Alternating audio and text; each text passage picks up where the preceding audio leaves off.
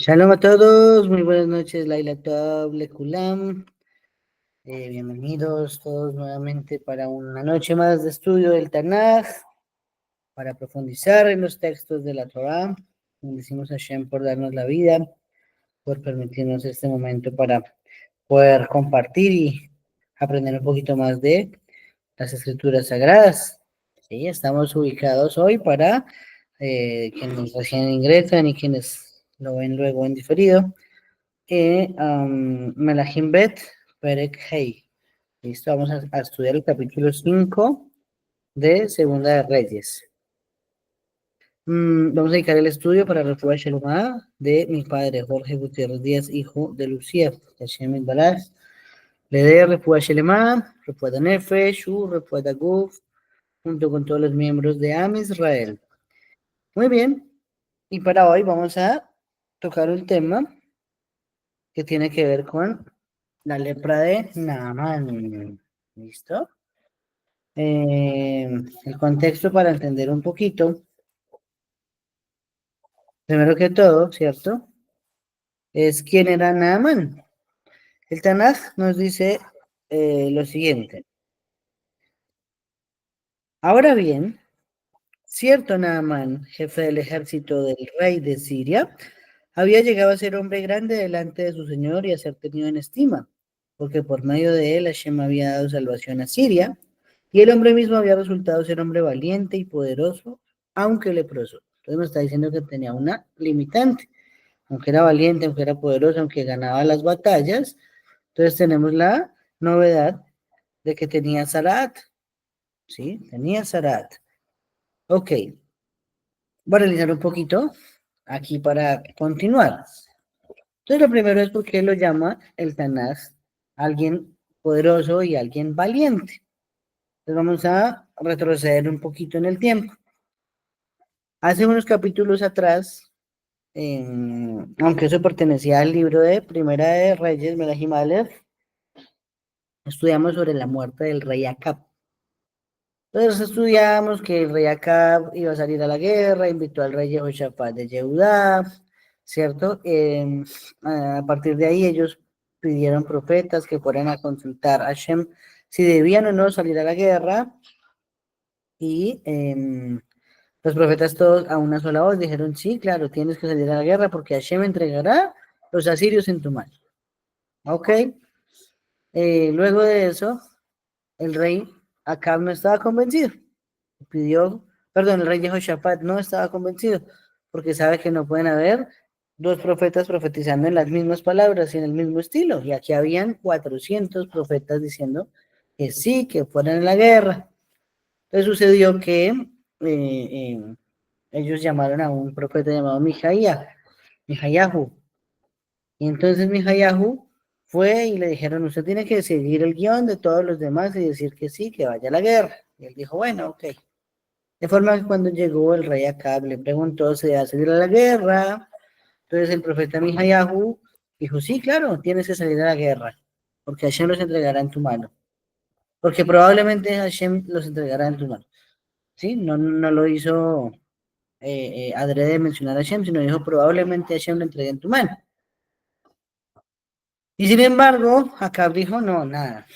Usted está diciendo mentiras y entonces lo voy a encerrar a la cárcel. Y entonces Mijayahu le dice, no, pues si usted me va a tener acá hasta que usted regrese, entonces me tocó cadena perpetua porque usted no va a regresar del campo de batalla. Y a pesar de eso, pues salió a la guerra acá contra los asirios con el rey de Yehudá, Jehoshaphat. Cuando estaban allá en el campo de batalla, él se cambió la ropa y quedó vestido como un soldado normal, de forma que nadie pudo reconocer al rey. Entonces resulta que el rey de Asiria había dado una orden. No peleen con grandes ni con chicos, solo peleen contra el rey de Israel. Quería muerto a ver al rey Acab nada más. Ok, entonces los asirios, como no reconocieron acá por ninguna parte, nadie hizo pelea con nadie. Y el Tanaj nos dice que una persona, ¿cierto? Lanzó una flecha al azar, lanzó un arco. Y ese arco, esa flecha, hirió precisamente al rey Acab y lo mató. Y fue el único muerto de toda la batalla, de lo cual estudiamos en su momento que así quieran engañar a quien sea, o engañarse a sí mismo, pues a Kadosh Baruj Hu nadie lo puede engañar. Al final la muerte lo alcanzó y murió. ¿Para qué era toda esta introducción de lo que pasó con Acab, que ya lo habíamos estudiado?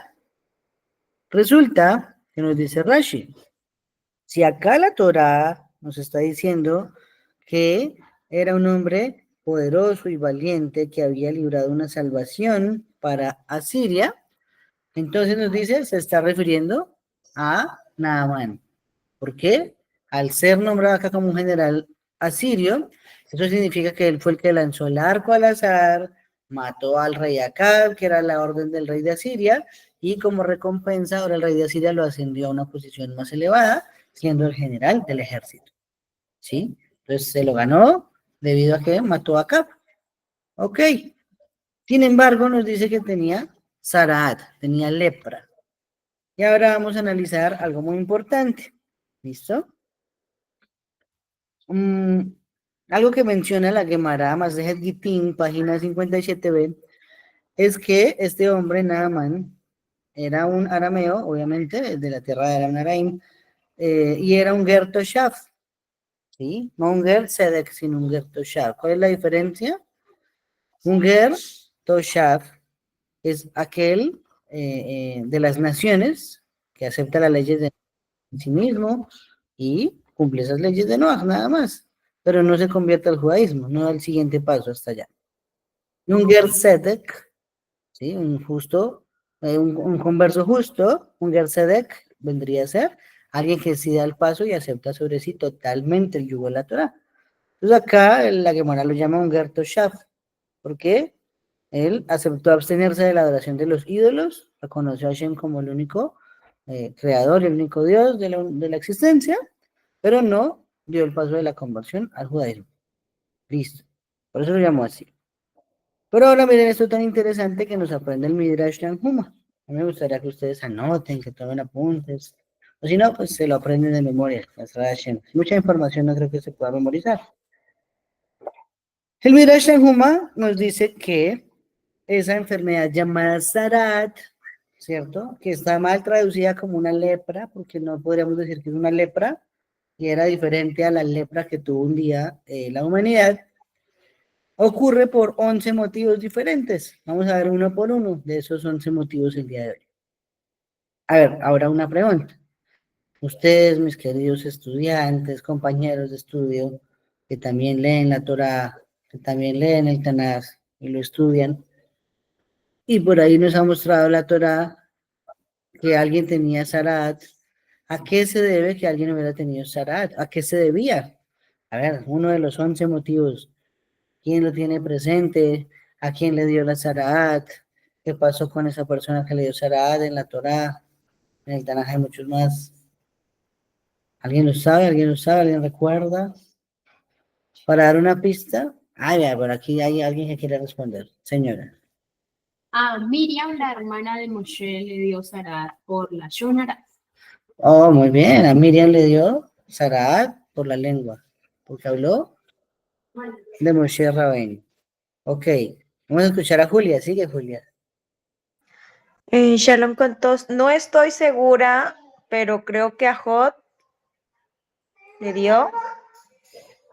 ¿A Job? Bueno, vamos a ver a Job. Sí, me parece que ese es uno de los que aparece por aquí también. Ya lo vamos a estudiar en los 11. A ver, ese no lo tengo presente, pero pues puede aparecer. Aquí tenemos a uno, ¿no? A Naamán. ¿Por qué le daría a Naamán?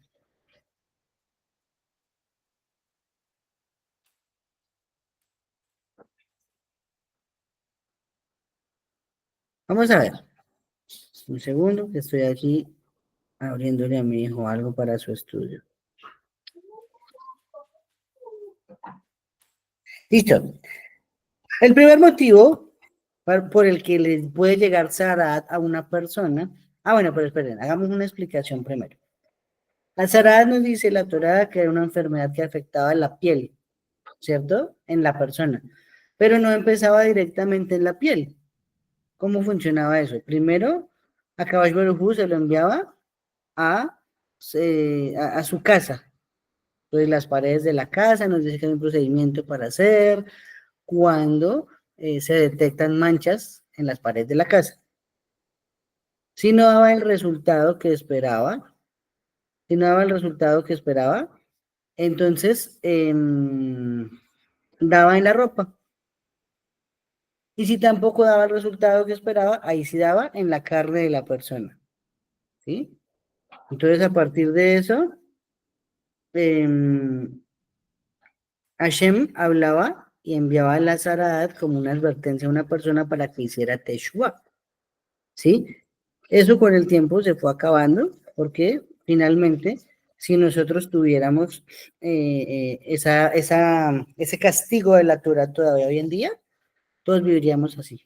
Porque si son 10 motivos diferentes, ¿cierto? Perdón, 11 motivos diferentes. Entonces es muy probable que en cualquiera de ellos nosotros cayéramos y estuviéramos verdecitos o rojitos o blanquitos, como decía en la Torá, que era el tipo de mancha de Sarat que podía afectar a una persona. ¿Sí? Entonces eso es muy importante, que aunque no existe literalmente hoy, porque digamos que Hashem no lo manifiesta así en la piel, dicen algunos sabios de hoy en día que eso es otra enfermedad diferente, y es la enfermedad llamada cáncer, ¿sí? Dicen que eso es el equivalente hoy en día a la Zarat. Entonces, es probable, bueno, no sé, tienen sus explicaciones y sus argumentos y sus pruebas de que es equivalente. Entonces, quien sufre de esta enfermedad es porque es la misma Zarat que había en la época anterior. Pero vamos a ver, entonces ahora sí, el primer motivo que enumera el Midrash Tanhuma, por el cual a una persona le daba Zaraat, es por la idolatría. ¿Listo? Por la abodazara. ¿Cómo sabemos esto? ¿Cuál es la prueba? Los jajamim nos enseñan que tiene que ver con el becerro de oro. Cuando fue el becerro de oro, la Torah dice, vio Moshe que el pueblo estaba alborotado. Y la palabra que utiliza allí para describir alborotado es parvá. ¿Ok? Ahora, más adelante, la misma Torah, en el mismo libro de Shemot, pero en el capítulo 32, nos dice que el Metzorá, ¿cierto? Aquel que sufre de Zaraat, su cabeza tiene que estar descuidada, o sea, descubierta. Y la palabra que usa allí la Torah para decir descubierto es parvá. Entonces, ¿qué nos está diciendo aquí la Torah? Allí dice parvá, acá dice parvá, en el procedimiento del Zaraat y en el pecado del becerro de oro. Conclusión, entonces quien comete idolatría le da Zaraat. Oh, bueno, ahí tenemos una primera, un primer motivo, una primera razón. Sigue, Julia, por favor. También por desobedecer a Hashem, esa es una de las causas, creo que, para que te dé eso. Creo que también le dio a uno de los descendientes del rey Shlomo, creo, Usías, creo que se llamaba. Uziyahu, muy bien. Sí. Y eso pasó, no lo hemos estudiado todavía, pero va a pasar más adelante porque el se extralimitó de sus funciones. Sí, señora, muy bien. Excelente, eso me gusta, ¿ves? Ahí tenemos presente partes de la Torah y no hay problema, vamos a decirlas. Listo, esa es la primera, idolatría. Segunda razón por la que da Zarat, por Hilul Hashem. Oh, por profanar el nombre de Hashem. ¿Cómo lo sabemos? Esto tiene que ver con Goliat. ¿Listo? Acordémonos rápidamente, Goliat intimidaba cada día, en la mañana y en la noche, a los Bene Israel, no los dejaba recitar el Shema. Cuando el pueblo salía a recitar el Shema en Arbit y en Shaharit, salía Goliat gritando, mándenme acá un Ish para pelear contra él, un Ish, un hombre que haga la guerra contra mí. ¿Y qué significaba eso? Entonces, en Shemot, capítulo 15, la Torá describe a Shem como un Ish Milchama, como un hombre de guerra, un varón de guerra. Conclusión, cuando Goliat pidió un Ish para luchar contra él, estaba pidiendo a que el mismo Hashem viniera a pelear contra él, porque Goliat creía que nadie lo podía vencer. Entonces vino Hashem, hizo que le diera Zaraat, por lo tanto su carne se volvió como una gelatina, y eso nos explica por qué de un solo pedradón, de una sola pedrada, David Amelech, que no era rey todavía en ese momento, le entró la piedra y lo mató. ¿sí? Ahora sí tiene sentido. ¿Sí? Si todos pensamos y nos arrojan una piedra a la cabeza, dolerá, nos saldrá sangre, nos quedará un chichón, ¿cierto? Pero no lo va a matar a uno un pedrado. Y menos si uno es un gigante y el que lo está enfrentando no llega a los 2 metros, ¿no? Ok, entonces para entenderlo, Dios Arat, eso dejó la carne hecha gelatina de Goliat, la piedra entró, lo mató. Ese es el segundo motivo, por haber hecho Hilul Hashem, profanación del nombre divino. Número tercero, dice acá, por la fornicación. ¿Cómo así que por la fornicación? Dice en el Tanaj, Isaías 3:16, las hijas de Sion son altivas y caminan con cuello extendido y ojos errantes. Por tanto, Hashem con llagas el cuero cabelludo, por tanto, Hashem herirá con llagas el cuero cabelludo de las hijas de Sion. ¿Sí? Nos está poniendo en el contexto para entender por qué dijo eso el profeta Isaías. Es que ya iba a venir Nabucodonosor sobre Jerusalén. Y muchas mujeres para salvarse de morir o de ser llevadas esclavas o, bueno, secuestradas, lo que hicieron es que se ponían adornos, se pintaban la sombra en los ojos y los aretes y los pendientes y el collar, bueno, y todo lo que es la vanidad femenina. ¿Para qué? Para que cuando llegaran los soldados del rey, ellos las desposaran, los soldados del rey de Babilonia. Entonces, prefirieron casarse con incircuncisos que morir o que ser secuestradas o ser esclavas. Y por lo tanto, eso se llama una fornicación. Se entregaron a relaciones sexuales licenciosas y con personas que no eran israelitas. Entonces, por lo tanto, Hashem dice, con llagas le diré su cuello cabelludo de las hijas de Sion. Entonces, eso tiene que ver con la zarat, las heridas que salen en el cuero cabelludo. Son las mismas manchas que salen en la piel. Ok. Número 4. Número 4. Por robo. Oh, ¿por qué por robo? Sejaría, el profeta Sejaría, capítulo 5, versículo 4, dice allí, y a la casa del que jura en falso en mi nombre, consumirá sus maderas y sus piedras. Ah, no, perdón, discúlpame. Leí la quinta. El cuarto es robo. Dice, la maldición entrará en la casa del ladrón. Se alojará y consumirá hasta la última madera y piedras. ¿Sí? Entonces Sejaría nos dice que si la maldición entra en la casa, ¿cuál es la maldición? Que entraba a las casas, pues la zarat. Entonces también da por robar. Número 5, ahora sí, por jurar en falso. ¿Qué pasa con el que jura en falso? Es una misma de los 10 mandamientos que nos dio acá en el monte Sinaí. Allí nos dice, también Sejaría 5:4, y a la casa del que jura en falso en mi nombre, consumiré sus maderas y sus piedras. También da zarat por jurar en falso por el nombre de Hashem. Muy bien, un sexto motivo nos dice el Midrash Tanhuma, es por dar falso testimonio. Oh, ¿cómo sabemos que por eso hay zarat? También nos basamos en el becerro de oro. Dice allí que ¿cómo se llaman? Los Ereb Rab dijeron, Israel, estos son tus dioses que te sacaron de Egipto, cuando hicieron el becerro de oro. Y a continuación fueron golpeados por Sarat, como ya lo leímos en el versículo de arriba, ¿cierto? Ok. ¿Qué otra prueba tenemos? Que el mismo relato en la Parashá Kitizá, que es donde está registrado el becerro de oro, nos dice que Hashem le dijo a Moshe, ordena a los israelitas que se retiren del campamento. ¿Por qué? Porque así como un leproso era retirado del campamento, entonces aquí los que adoraron el becerro de oro fueron retirados del campamento y tiene que ver con que se dio un falso testimonio diciendo estos son los dioses que te sacaron de Egipto. Entonces ese es el sexto motivo. Vamos con el séptimo. La calumnia. La calumnia. ¿Cómo lo sabemos? Cuando, esa fue el que dijo hace un momento por acá mi esposa, cuando Miriam dijo, habló de Moshe, ¿cierto? Y nos dice la Torá, cuando Aarón se volvió hacia Miriam, ella estaba herida de Sarat.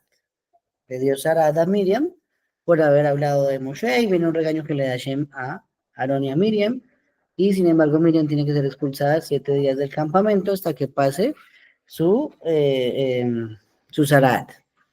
Ok, la calumnia. Número 8. Motivo número 8. Para un juez que pervierte la justicia.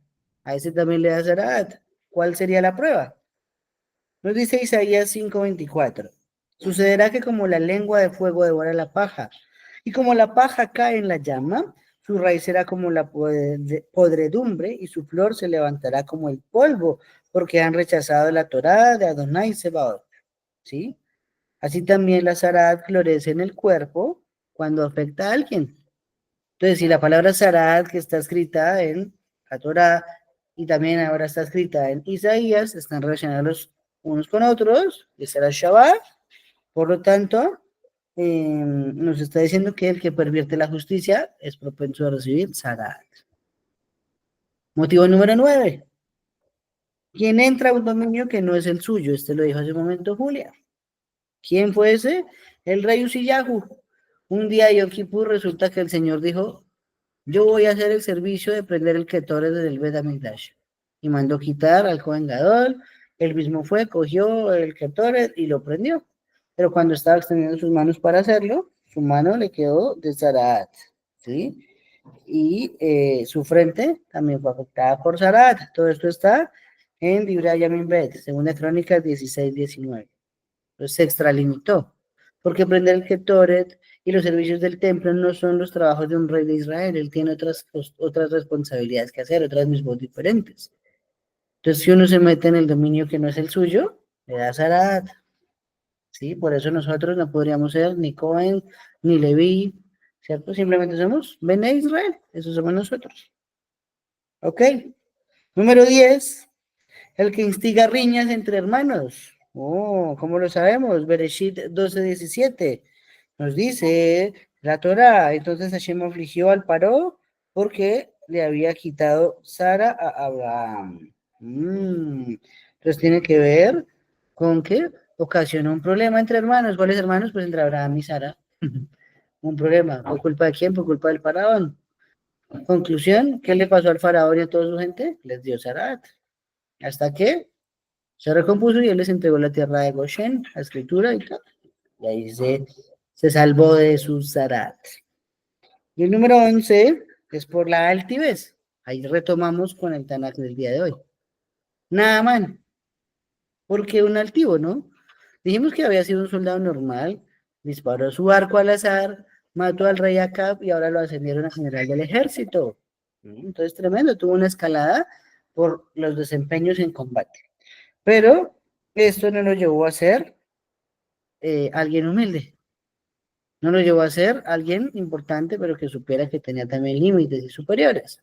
Por lo tanto, cuando él hablaba, se expresaba, dice el Tanaj, de manera presumida. De hecho, el mismo profeta Yermiyahu que escribió sobre él, que era un guerrero valiente, pero era leproso. ¿Sí? Entonces, esa fama que hizo él la presumía todo el tiempo. Motivo número 11, entonces, es por la altivez viene la Sarat. Ok. Entonces, nos dice lo siguiente. Labán, vamos a recordar algo de la Torah. Labán persiguió a Jacob Avinu, quiso alcanzarlo para matarlo porque creía que se había llevado a sus dioses y porque se había ido sin avisar y se escapó y bueno, ¿cierto? Todos sabemos la historia. Pero ¿qué sucedió? Que a continuación a Hashem se le presentan sueños a Labán y al final le dice a Labán que no puede tocar de ninguna manera a Jacob y que de todas formas, dice el Midrash, porque Rabbi Eliezer, Hashem también le explicó, como habéis demostrado bondad a Jacob, mi siervo, yo también daré recompensa a ti y a tus hijos en este mundo. ¿Para qué? Para que no tengas recompensa en el mundo venidero, porque allá no pueden haber malvados en el Olam Abba. Entonces Hashem le dio una recompensa en esta vida a Labán. ¿Cuál fue? Acá nos dice y nos explica Pirkei de Rabbi Eliezer. Fue un milagro hecho a Naamán, que era un descendiente de Labán.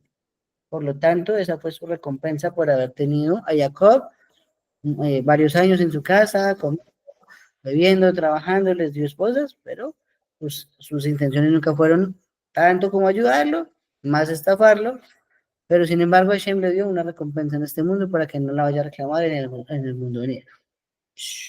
Ok, muy bonito. Y la queda de Tzag explica lo siguiente. La arrogancia es el motivo de la lepra de Naamán. Por ello, su curación se produce solo después de que sea humillado. Hasta ahora no sabemos cómo se va a curar, ¿cierto? Hasta ahora nos dijo que hay un leproso, guerrero y valiente y general del ejército. Pero ahora nos está diciendo la que ahí está adelantándose un poco. Hasta que no se vio humillado, no le pasó la lepra. Porque mientras tanto era digno de que tuviera la lepra, la zarad, pues. Si hubiera aceptado inmediatamente el consejo que le dio Elisha, habríamos quedado en duda sobre cuál era el motivo de su aflicción, ¿cierto? Pero su actitud demuestra cuál era el verdadero motivo. Vamos a leer algunos versículos más para entender cómo nos está diciendo acá los Jajamim. Pasuk 2. Y los sirios, por su parte, habían salido como partidas merodeadoras y llegaron a tomar de la tierra de Israel a una muchachita, y ésta llegó a estar delante de la esposa de Naamán. Con el tiempo ella dijo a su ama, si solo mi señor estuviera delante del profeta que había en Shomrón, en ese caso él le daría recobro de su zarad. Posteriormente alguien vino y se lo informó a su señor y dijo, así y así fue como habló la muchacha que es de la tierra de Israel. Oh, entonces tenemos una israelita tomada cautiva, llevada a la tierra de Siria, se convirtió en la sirvienta de la esposa de Naamán y ella le está diciendo, hay en Israel un profeta que lo puede ayudar y le puede solucionar lo de la zarad. Ok, ahí vamos. Entonces el rey de Siria, entonces el rey de Siria dijo, anda, ven y déjame enviar una carta al rey de Israel. De manera que él procedió a ir y tomar en su mano 10 talentos de plata y 6,000 piezas de oro y 10 mudas de prendas de vestir. Tremendo, ¿no? Tremendo, tremendo. Mandó un dinero enorme, un botín enorme. Y vino trayendo al rey de Israel la carta que decía, ahora bien, al mismo tiempo que te llegue esta carta, aquí realmente te envío a Naamán, mi siervo, para que le des recobro de su lepra. O sea, papá, aquí va este sirviente con Sarahat, cúrelo. ¿Y acaso alguien se había curado de Sarahat antes en la historia? Solo teníamos el caso de Miriam. Pero Miriam, Moshe pidió el narre fanalá, y con eso le pasó. Pero era Moshe Rabbeinu el que estaba pidiendo eso. Ni más ni menos que el hombre más grande de la historia de la humanidad. ¿Cierto? Ahora, imagínense uno como rey de Israel. Cada uno imagínense que es el rey de Israel en este momento. Y le mandan una carta que dice, esta persona tiene cáncer, cúrela. ¿Qué dice uno? ¿Y cómo carajos voy a curar yo a una persona que tiene cáncer? ¿Sí? Julia, sigue, por favor. Sí, te entiendo. Me causa curiosidad la identidad de esta niña porque hasta donde tengo entendido, la Torá no registra su nombre, pero sí creo que hay cierta información de que era una niña judía, ¿no? Y era esclava en ese palacio, ¿no? Y cuando ella habla del profeta, creo que a la esposa de Naamán, ¿cómo conocía a esta niña acerca de este profeta? Porque creo que la niña la llevaron allí al palacio desde muy chica, desde muy pequeña, entonces al parecer Elisha era bastante famoso, ¿no? Sí, sí. Entonces vamos a explicarlo. Nos dice que ¿cómo llegó ella allá? Porque los atacó un Gedut en Israel, un Gedut. Y un Gedut significa una banda, ¿no? Una bandola, una partida de bandidos, digámoslo de esa forma más bien. Y siempre andaban en grupos de 100 o 200, es lo que dice Rashi. ¿Sí? Entonces ellos mismos saquearon todo lo que encontraron. Pero se llevaron, y la descripción que da allí el Tanaj de esa mujer es Nahará Ketaná, o sea, una jovencita pequeña. Una niña, sí, efectivamente.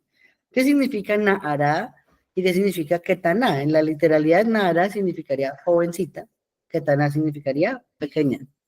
Pero nos dice Rashi, Nahará se refiere a alguien de una ciudad llamada Naharón.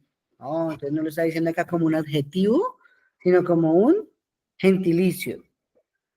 Entonces venía de una ciudad llamada Najarón, pero al llamarla Quetaná, ahí sí se está refiriendo a que es una niña pequeña. Y alguien llamado Quetaná o Catán es porque no llegaba a la edad de Bat Mitzvah.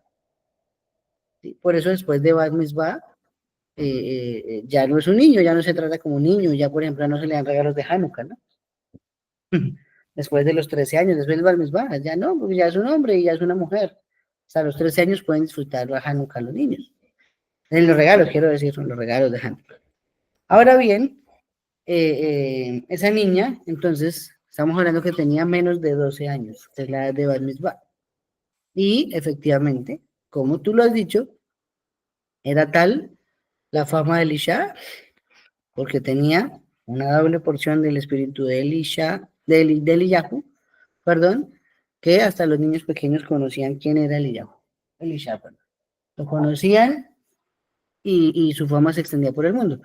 Tanto así que incluso el rey de Asiria se atrevió a escribir esta carta para mandársela al rey de Israel, diciéndole, cúreme a este señor de la Sarad. Tremendo. Eso en la situación del rey, yo también me lo he puesto como reaccionó el rey. Ya vamos a ver cómo lo reaccionó. Sigue, Julia, por favor. Sí, justo resaltar esa parte que habías mencionado, que hasta entonces no había, solamente había un caso registrado y era el de Moshe Rabino hacia su hermano, ¿no? De esta enfermedad. Esta niña con tanta seguridad, ¿cómo era que tenía, bueno, será en su emuná hacia Hashem, ¿no? De decir, mira, hay un profeta en tal parte, ve, o envíale una carta y ¿me entiendes? Y lo contactas y esa enfermedad que tienes va a desaparecer. O sea, si era una niña como lo acabas de decir, ¿no? O sea, no sé qué tan nivel de Torah tenía esta niña, o me imagino que por sus padres, ¿no? ¿Cuál era su nivel de conocimiento de Torah para ella decir estas palabras? Porque, como tú dices, ¿no? Es como yo decir, mira, ve acá donde el rabino Israel, por así decirlo, te va a curar, ¿no? O sea, es algo grande. Bueno, yo lo veo de dos maneras, o se me ocurren dos explicaciones porque estás haciendo una pregunta muy buena.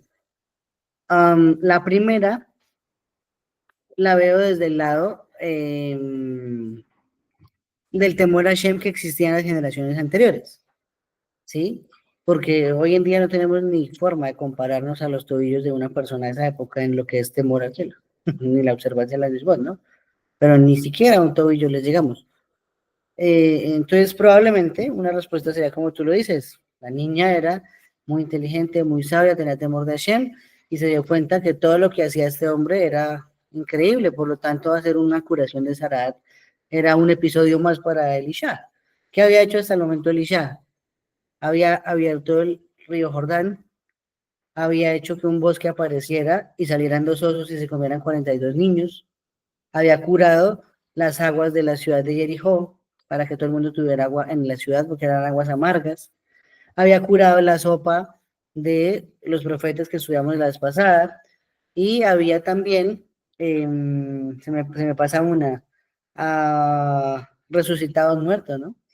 Y el milagro del aceite. O sea, tomando 1 más 2 más 3 más 4, la niña decía, no, este hombre es súper bueno, me vuelvo de esa forma. Entonces yo lo veo, la primera, como que tenía temor a Shem y no le bastaban más pruebas, pero la segunda es como lo estaba definiendo, como que este man es Superman, como que, decirlo de una forma, un niño es muy inocente y cree que en realidad el truco de hacerle así al dedo y se lo está arrancando el papá es, si mi papá se puede arrancar un dedo. Entonces la inocencia de los niños probablemente también juegan allí un papel. ¿Sí? Ahora la cuestión vendría a ser otra, ¿no? ¿Y por qué le creería el rey de Asiria eso, no? Rarísimo. Porque a cualquier persona que un niño le diga en tal lado lo puede curar, uno dice, ay, sí, sí, sí, pelado, todo bien. Diga usted haciendo lo que está haciendo, pero aquí le creyeron a una niña. Tenía que ser de esa forma para magnificar el nombre de Hashem, ¿sí? Hacer un prodigio grande. Entonces, ¿qué pasó? Vamos a seguir con la lectura. Aconteció que en cuanto el rey de Israel leyó la carta, inmediatamente rasgó sus prendas de vestir y dijo, ¿soy yo Hashem para dar muerte y conservar vivo? Pues esta persona envía a mí para que dé un recobro de la zarat a un hombre, porque nada más fíjese, por favor, y vean cómo anda buscando una riña conmigo. Entonces el rey de Israel inmediatamente dijo, es imposible curar una Saraat, ¿sí? Este más me manda, este otro rey me envía aquí a alguien a que yo lo cure de la Saraat. Conclusión, ¿qué debe estar buscando? Pelea. Entonces va a sacar un motivo diciendo que yo no le puedo curar al enfermo para venir a invadirme. Yo hubiera pensado exactamente lo mismo. Muy bien. Ahora, ¿qué podemos decir de estos versículos rápidamente? Lo primero, que aprendemos que Naamán era muy rico. ¿Qué fue lo que llevó para pagar por quitarle la lepra, no? Nos dice que llevó 10.000 talentos de plata, 6.000 piezas de oro, perdón, 10 talentos de plata, 6.000 piezas de oro y 10 mudas de ropa. Entonces, eso es algo que no puede una persona cualquiera tener acceso a ello, es algo que tenga un capital importante. En ese caso, aprendemos por esta escritura que el hombre era rico, tenía mucho dinero. Entonces, ahora sí amarremos. Tenía mucho dinero, tenía mucha fama. Hombre, tenemos a una persona totalmente arrogante. Y a través de ello fue que vino la Zarat. Ese fue el motivo número 11 que enumeramos hace un momento en el Midrash Shamim. Listo.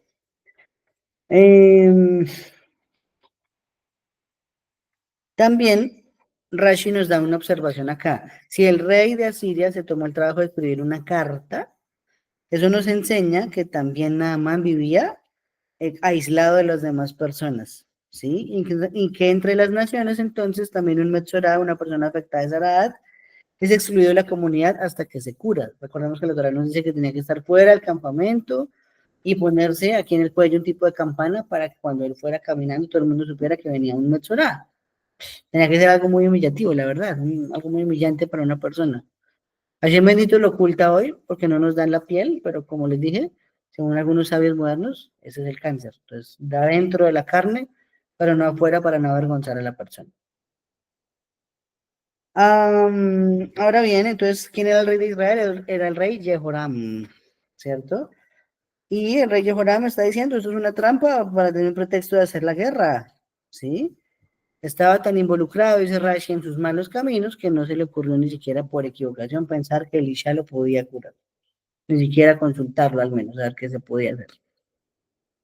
Ok, ahora nos dice acá el versículo 8. Aconteció que tan pronto como Elisha, el hombre de Hashem verdadero, oyó que el rey de Israel había rasgado sus prendas de vestir, enseguida envió a decirle al rey, ¿por qué rasgaste tus prendas de vestir? Permite que venga a mí, por favor, para que él sepa que existe profeta en Israel. Y a ver, papá, yo me voy a encargar, ¿sí? Hay aquí una persona que representa a Hashem, que tiene la nebuá, entonces venga para acá, porque el hombre vino a buscar curación y ahora vamos a hacer un kiddush Hashem, vamos a santificar el nombre de Hashem a través de la sanidad. Tremendo. Entonces Elisha era fuerte, ¿no? A pesar de que trataba a la gente con más amor que Eliyahu, pero Elisha era un hombre de guerra. Acordémonos que estaba por ahí en una guerra metido en... ese fue otro de los milagros que no mencioné anteriormente.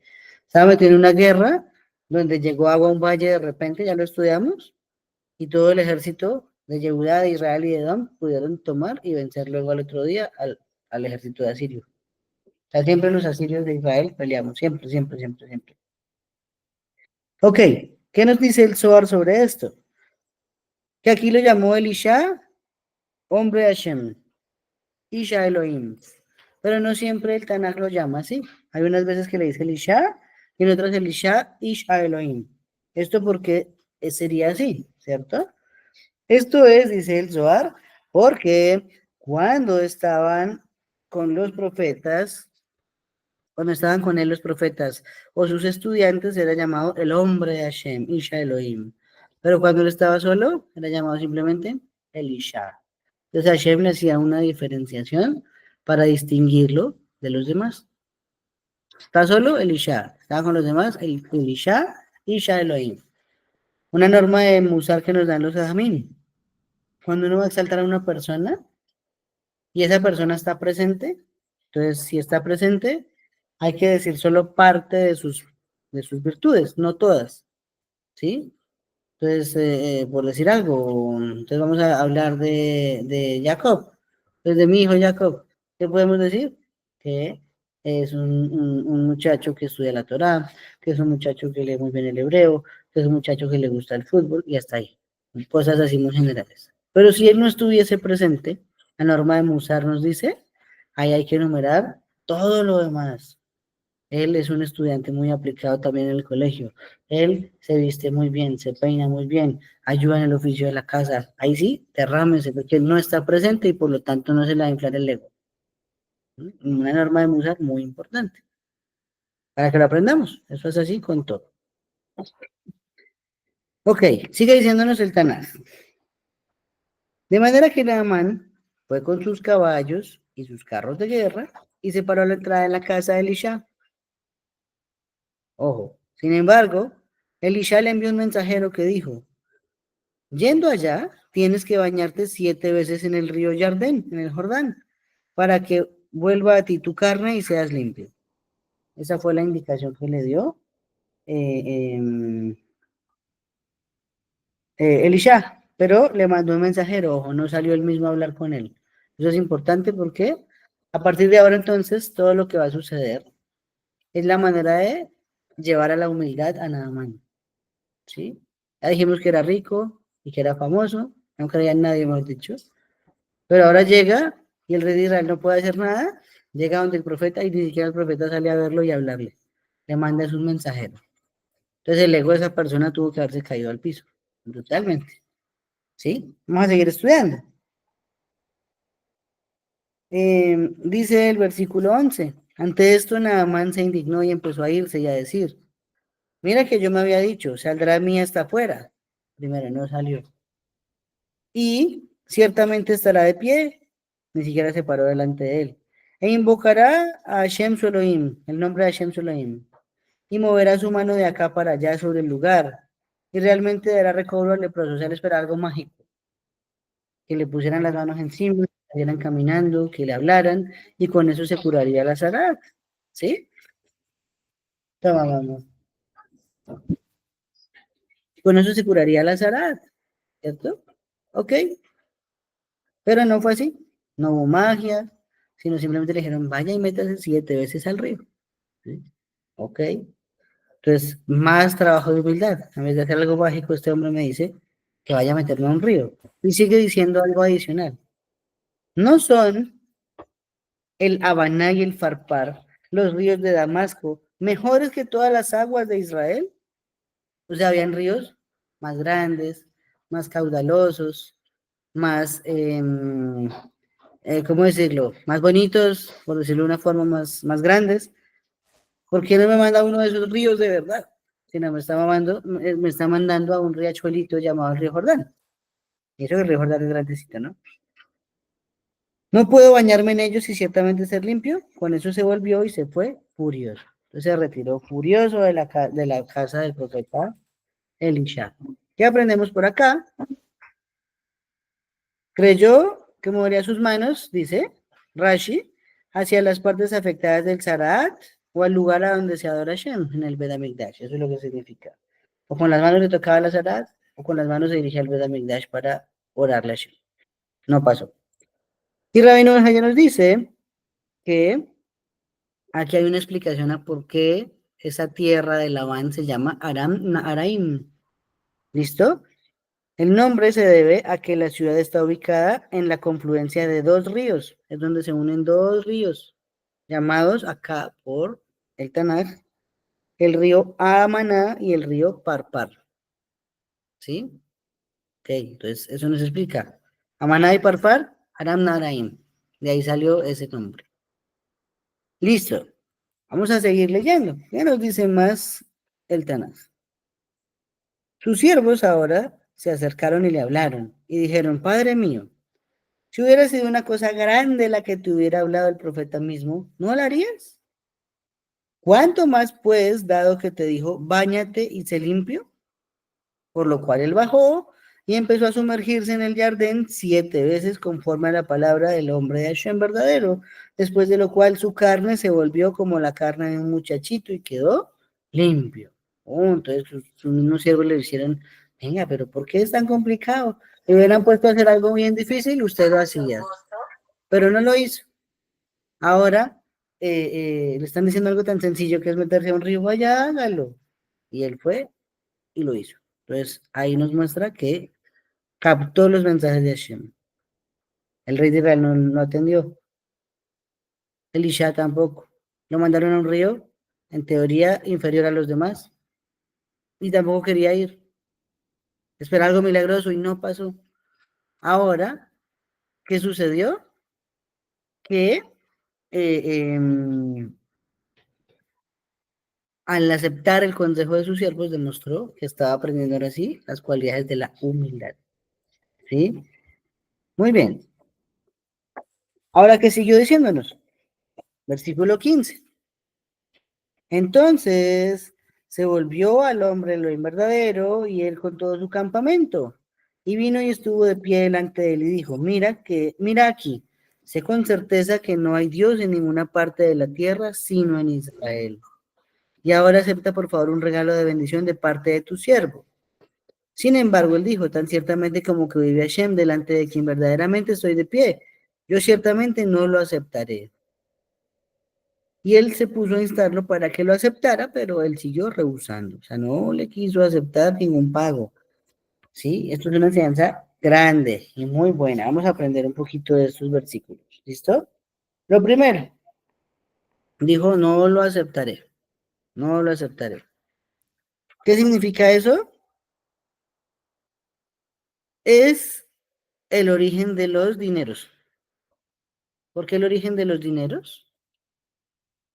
Si estamos diciendo que este hombre venía de otra nación, y era una nación que no tenía ni siquiera temor de Hashem, y que saqueaba todas las naciones, y que iba y también hacía la guerra contra los dioses de todas las naciones, entonces la probabilidad de que el dinero hubiese sido consagrado en alguna de la cadena de transmisión a la idolatría era alta.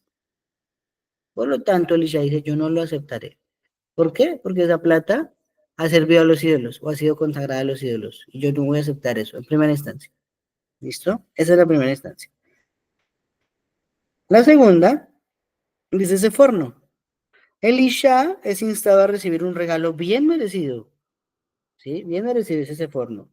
Pero lo rechaza para que Naaman sepa que un verdadero, ojo con esta frase, espero que esto lo vean los rabinos modernos y los que se aprovechan modernamente de la Torá, pero dice ese forno, un verdadero siervo de Hashem no acepta recompensa por el logro de otro, mucho menos por el logro de Akadosh Baruj Hu.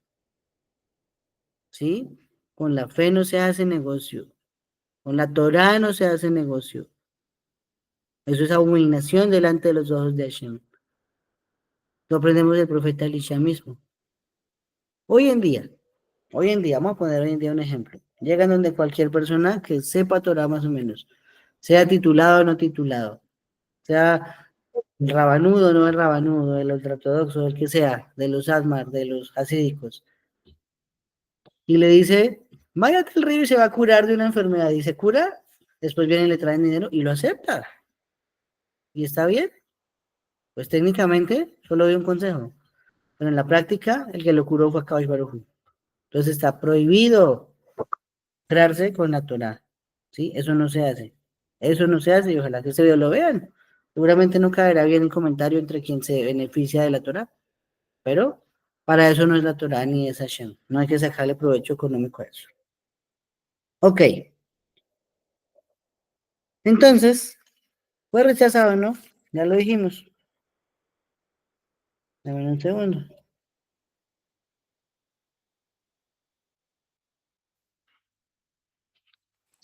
Ok. Dice el Tanaj, versículo 17. Por fin Naaman dijo, si no, por favor, que se dé a tu siervo un poco de tierra, la carga de un par de mulos, porque tu siervo ya no ofrecerá ofrenda quemada o sacrificio a otros dioses, sino a Hashem. En esta cosa que Hashem perdone a tu siervo. Cuando mi señor entre en la casa de Rimón para inclinarse allí y él esté apoyándose sobre mi mano y tenga que yo inclinarme en la casa de Rimón, cuando me incline en la casa de Rimón, que Hashem, por favor, perdone a tu siervo en cuanto a esto. Ante esto, Elisha le dijo, vete en paz. Por tanto, se alejó de él por un buen trecho de tierra. Ok, se fue. Listo. ¿Qué aprendemos ahora de acá, no?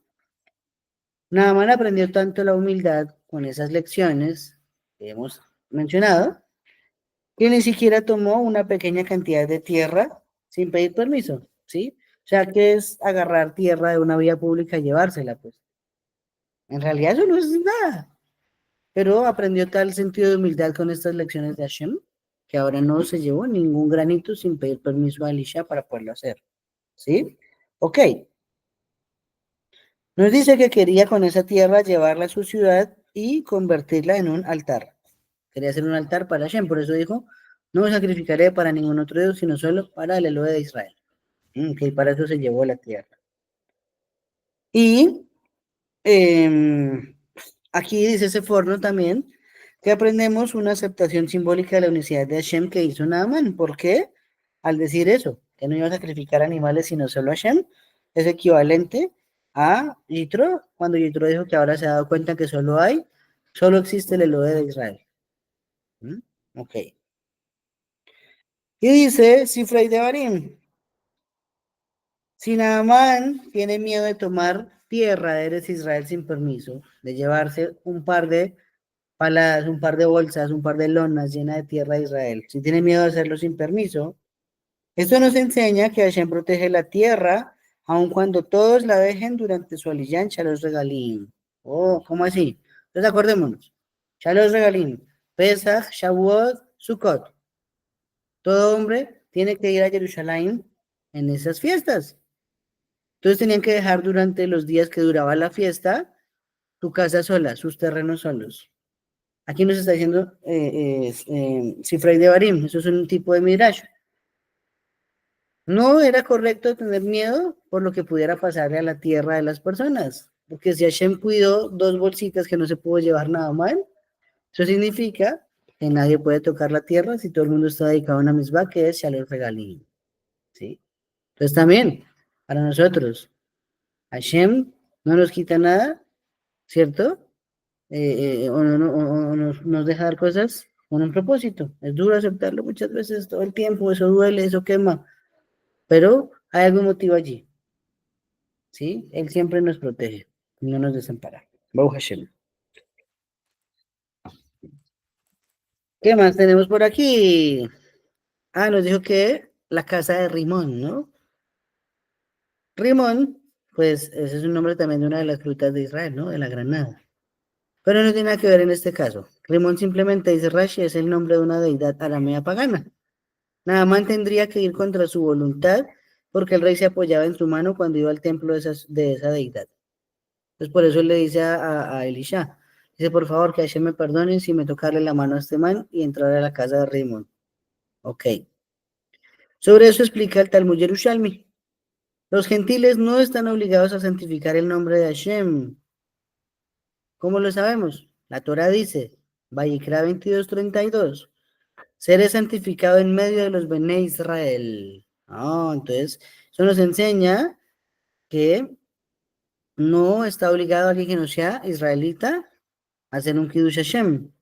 Pero también se desprende de este episodio, ¿sí? Por Naamán, que igual regresaría a un templo de idolatría, aunque obligado, pero no está obligado a santificar el nombre de Hashem. Es diferente, ¿sí? Esa es la diferencia. Cuando entramos a la Torah, ya no hay vuelta atrás, muchachos. Ok. Ahora la Gemara de Masejet Sanedrín dice, Naamán se vio obligado a inclinarse a un ídolo por temor a su amo, el rey de Aram. Si el gentil estuviese obligado a santificar el nombre de Hashem, Elisha no le hubiera dicho, Lech le Shalom, porque le dijo, vete en paz, Lech le Shalom. Eso nos enseña que Elisha no lo criticó por actuar de esa manera. Ahora bien, esta conducta de Naamán ocurrió en privado y nunca en presencia de 10 judíos, por lo cual tampoco sería un Hilul Hashem, pues el gentil no tiene la obligación como el judío. Entonces acuérdense de eso, el Hilul Hashem se da cuando se hace en público, ¿sí? Ok, continuamos. Ta, ta, ta, ta.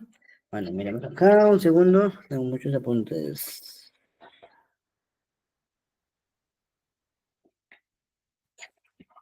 Bueno, no, nos queda todavía siempre un poquito largo, vamos a mitad del capítulo más o menos, y vamos a dejarlo para la próxima semana, ¿sí? Para terminar este capítulo, porque falta todavía un buen trecho y hartos comentarios de Jajamín. Ok, vamos a dejarlo hasta acá. Baruch Hashem, no sé si alguien tiene alguna pregunta, algún comentario adicional a lo que estudiamos, por favor.